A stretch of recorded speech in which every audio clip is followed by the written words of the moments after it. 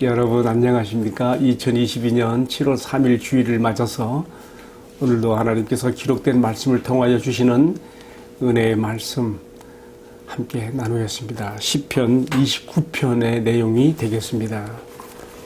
너희 권능이 본문 말씀 봉독합니다. 너희 권능 있는 자들아 영광과 능력을 여호와께 돌리고 돌릴지어다. 3절 여호와의 소리가 물 위에 있도다. 영광의 하나님이 우리의 소리를 내시니 여호와는 많은 물 위에 계시도다. 5절 여호와의 목소리가 백향목을 꺾으시며 여호와께서 레바논 백향목을 꺾어 부수시도다. 7절 여호와의 소리가 화염을 가르시도다. 여호와의 소리가 광야를 진동하시며 여호와께서 가데스 광야를 진동시키시도다. 여호와의 소리가 암사슴을 낙태케 하시고 삼림을 맑게 벗기시니 그의 성전에서 그의 모든 것들이 말하기를 영광이라 하도다. 여호와께서 홍수 때에 자장하셨으며 여호와께서 영원토록 왕으로 자장하시도다. 여호와께서 자기 백성에게 힘을 주시며 여호와께서 자기 백성에게 평강의 복을 주시리로다. 아멘.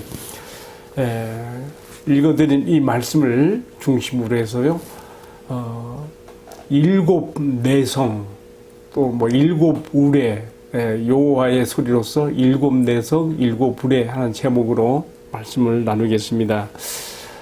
저는 오늘 아침에 일어나서 유튜브를 켜고, 지난 6월 12일 미국 텍사스주 포스워스에서 열렸던 반 클라이번 콩쿠르에서 우리나라 18세 소년이라 할지 청년이라 할지 임윤찬 군이 이 유명한 세계 3대 참 이 콩쿠르 음악 콩쿠르의 피아노 부분에서요 참 우승한 것에 대해서 한번 들어보았습니다. 러시아의 라우마니노프 피아노 협주곡 3번을 그가 연주했는데 그 곡의 한 음정, 한 음표도 놓치지 않고 그 곡을 자기 나름대로 잘 이해해서 그 연주에 몰입하면서 자기의 그 느낀 감정을 그대로 쏟아내며 또한 같이 협연하는 오케스트라 연주와도 잘 이렇게 호흡을 맞추면서 그 연주가 끝났을 때에 그 지휘자가 너무 감격하고 감동한 나머지 이 임윤찬 군을 껴안고 포옹하고 눈물을 흘리는 그 장면도 함께 보았습니다.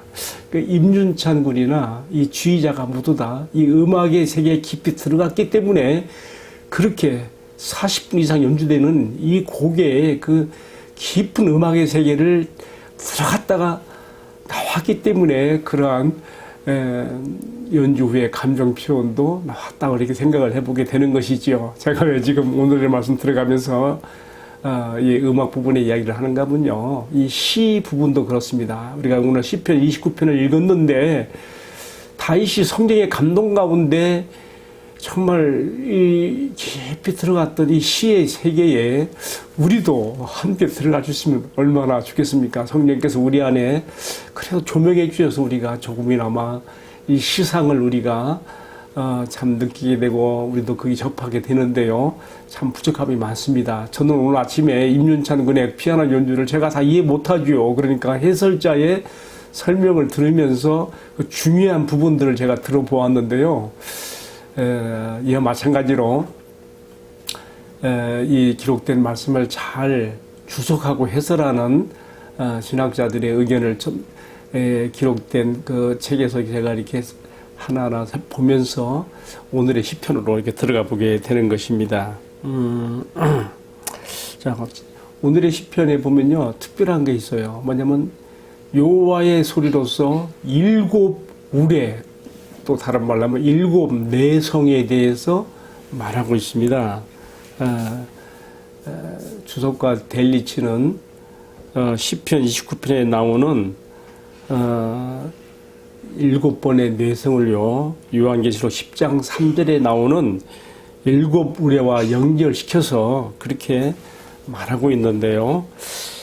거기 계시록을 보면은 일곱 우레를 임봉하라 그렇게 되어 있습니다.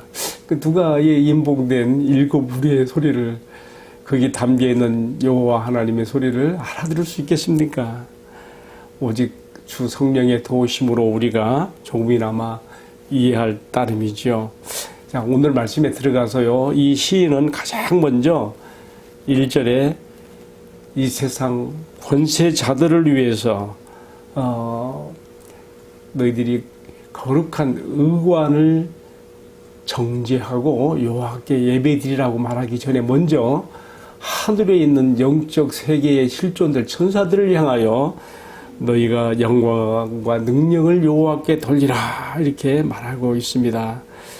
그리고 또 이어서 땅 아래 하늘 아래 땅 위에 권세자들을 향해서도 여호와 이름에 합당한 영광을 돌리며 거룩한 옷을 입고 그에게 예배하라 이렇게 말함으로써 사실 우리가 정말 예배에 나가는 그 현장이 얼마나 영광스럽고 장엄한 현장인가를 간접적으로나마 이렇게 느껴보게 되는 것이죠. 자, 이렇게 말하면서요.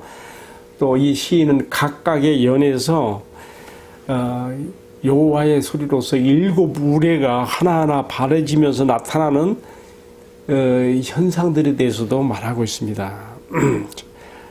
제일 먼저 3절에 보게 되면요. 여호와의 소리가 물 위에 있도다. 영광의 하나님의 우레소리를 내시니 여호와는 많은 물 위에 있도다. 여러분 상상을 한번 해보는 거예요. 우리가 폭풍 후 몰아치고 비 내리는 그 바닷가 한편 끝에서 저편 끝까지 번개가 내치면서 우르렁 쾅쾅 내성이 울릴 때에 그 내성이 바다를 진동하는 거예요. 그 속에 여호와의 소리, 하나님께서 하시는 말씀이 들어있다는 것이죠. 또 이어지는 말씀 5절에 보게 되면 여호와의 소리가 백향목을 꺾으시며 여호와께서 레바논 백향목을 꺾어 부수시도다. 산림이 울창한 곳에 또 내성이 바라며 우레가 참 들릴 때요. 그 산림들이요. 마치 오늘 표현에 그렇게 표현했어요. 어떻게 표현했는가 하면요. 6절 말씀에는 이 나무들이 막 흔들리는 것이 송아지 같이 뛰며 들소아지 같이 뛰게 된다 하면서 백향목들이 막 그 뇌성과 우레에 꺾어져 부서지는 그런 표현도 이렇게 나타내고 있습니다. 7절에서는요. 여호와의 소리가 화염을 가르고요. 8절에서는요. 그 뇌성의 우레소리가 광야를 진동하시며 여호와께서 가데스 광야를 진동하시도다. 가데스 광야 하면 어디인지 여러분 잘 아시죠? 가데스 이스라엘이 출애굽 후에 1년 지나고 또 1년, 2년 만에 이제 여기 가데스 바나 가나안의 남쪽 지역에 도착해서 들어가야 되는데 믿음이 없어서 못 들어갔죠. 여호와의 권능과 힘을 믿고 의지하며 나가야 되는데 못했어요. 그래서 다시 그들이 광야로 회정해서 38년을 광야에서 보내는데요. 근데 대부분의 시간을 이 가데스 바나에서 보내게 돼요. 그 지역에. 그리고 에돔 근처지요. 어쨌든 여호와의 소리, 곧 우레의 뇌성이 가데스 바나를 진동하시도다. 또 9절에는 좀 특이한 또 표현을 썼어요. 여호와의 소리가 암사슴을 낙태하게 하시고 산림을 맑게 벗기시니 이렇게 표현했어요. 아, 그렇죠. 그냥 오르르 쾅쾅 번개와 함께 내성이 울릴 때에 숲속에 암사슴들이 놀래갖고 낙태하게 돼요. 여러분, 이런 자연 현상을 통해서 지금 하나님 뭘 말씀하고 싶으신 걸까요? 우리 그걸 생각해 봐야 돼요.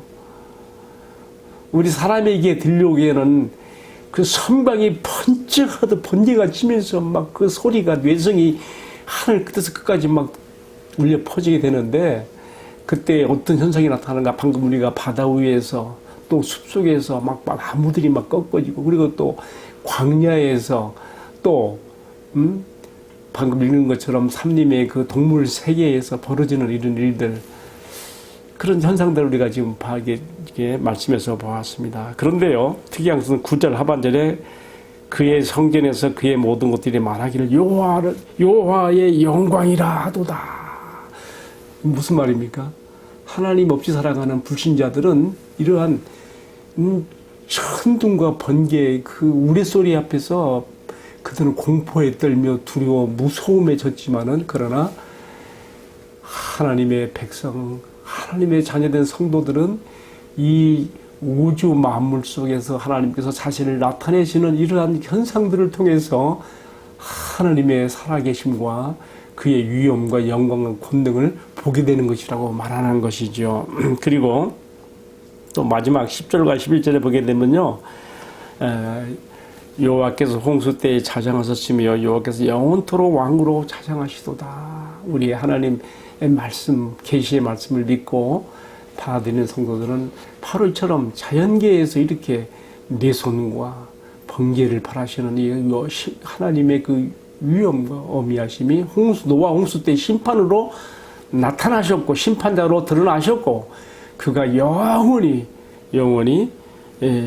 왕으로서 심판자로서 자정하시는 분인 것을 우리에게 보여주고 있으면서, 그러나 11절에 보면 뭐라 했습니까? 불신자들에게는 공포요 두려움 그 자체인 이러한 자연의 현상들, 여호와 하나님의 소리로서 나타내는 이런 것들이, 그러나 주의 백성된 성도들에게는 뭡니까? 그의 백성들에게 힘을 주시는 것이며 여호와 자기 백성들에게 평강의 복을 주시리로다. 이렇게 해서 오늘의 말씀이 마쳐지고 있습니다. 저는요, 오늘의 말씀 시편 29편을 묵상하면서 사람의 눈에 보여질 수가 없고 사람의 귀에 들릴 수 없는 여호와 하나님의 실존과 그의 목소리가 자연선상으로서 뿐만 아니라 실제로 나타내 주셨던 저 유명한 출애굽기 19장과 20장을 연관해서 생각을 해보게 됩니다. 제가 지금 적용으로 들어가서 이 말씀을 나타내고 있습니다. 자연현상으로서 나타나는 여호와의 소리로서 우레와 이런 천둥, 번개 소리 이런 것들이요, 그렇게 자연현상으로만 끝나는 것이냐, 그게 아니에요. 그 속에 들어있는 하나님의 말씀이 있는 것이죠.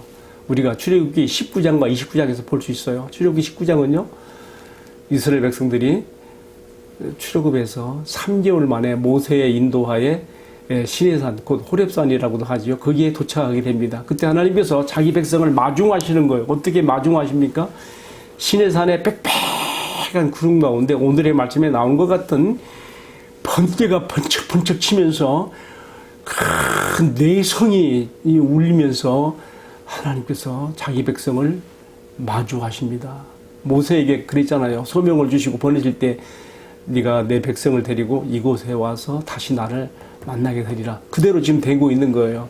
근데요, 여러분, 그때에 가장 우리가 눈여겨볼 것은 뭐냐면요, 이처럼 자연현상, 천둥, 우레, 뇌성을 통해서 그의 목소리를 나타내신 여호와 하나님께서 그의 소리를요, 실제로 사람이 알아들을 수 있는 말로 나타내신 것이 바로 출애굽기 19장의 이야기고 20장의 이야기입니다. 여러분, 우리가 잘 아는 대로요, 처음에는요, 하나님께서 자기 백성 이스라엘에게 번쩍이는 그 번개와 내성으로서 자기의 현현상을 시내산을 나타냈습니다. 그 다음에는요, 자기 백성들이 모두 엄숙하고 수현하고 두려움 가운데 하나님 앞에 섰을 때에 하나님께서 실제로 백성들이 알아들을 수 있는 히브리 말로 10계명을 반포하신 거예요. 여러분, 우리가 출애굽기 19장과 20장에서 보게 되는, 만나게 되는요, 10계명은요, 모세가 산에 가서 받아서 온 말, 그 기록한 말씀이 아니에요.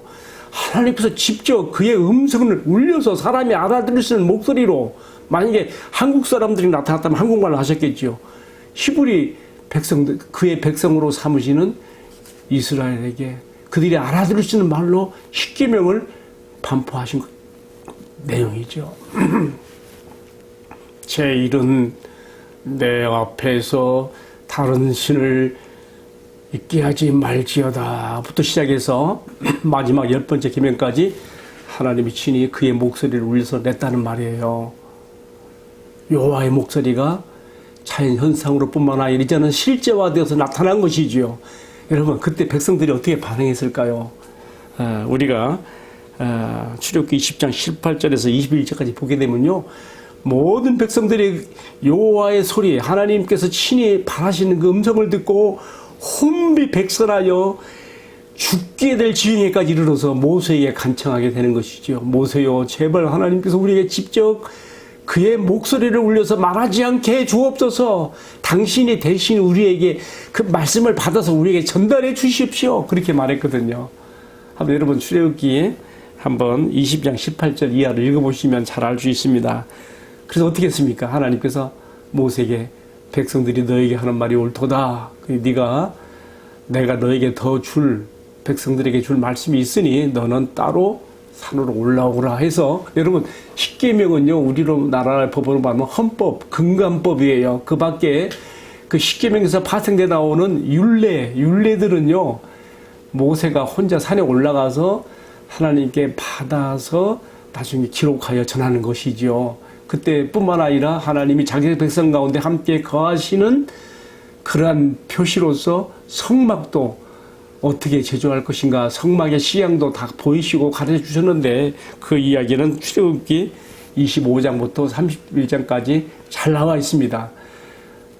우리 눈으로 볼 수 없고 우리가 그의 음성을 들을 수 없는 우리 여호와 하나님께서 자신의 실존을 그렇게 그가 직접 울리시는 여호와의 소리의 음성으로서 이스라엘 백성들에게 듣게 하신 그것이 성경에 기록되어 있는 것은 그들뿐만 아니라 오늘 우리가 그 외에 다른 신들을 만들거나 섬기지 않아야 한다는 우상 숭배를 금지시키는 말씀과 동시에 우리 하나님의 실존과 그가 오늘도 우리에게 말씀하시는 하나님이신 것을 보여주시는 것이죠.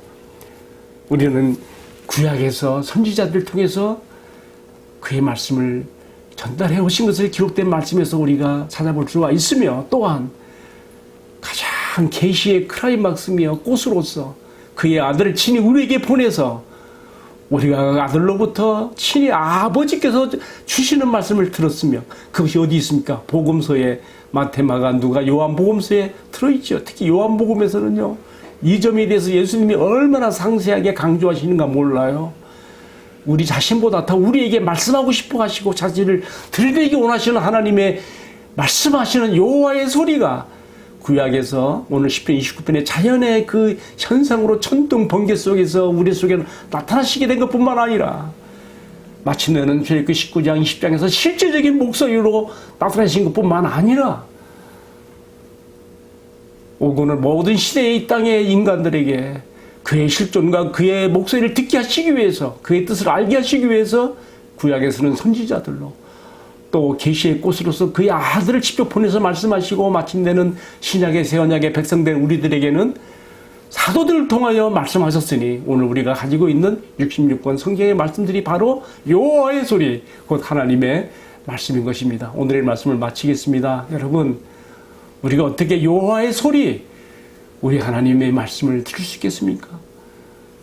우리 손에 들려주신 그가 직접 소리를 울려서 나타내시고, 또 성령의 감동 가운데 여러 가지 모양으로 그 아들을 보내서, 또 그 아들에게 또 이렇게 훈련받은 제자들을 통해서 우리에게 주시는 말씀들을 통해서 우리가 우리 주님을 더 깊이 알아가는 것뿐만 아니라 그의 친밀한 가운데로 들어가야 될 것을 오늘의 말씀을 통하여 교훈을 받았습니다. 함께 기도하십시다.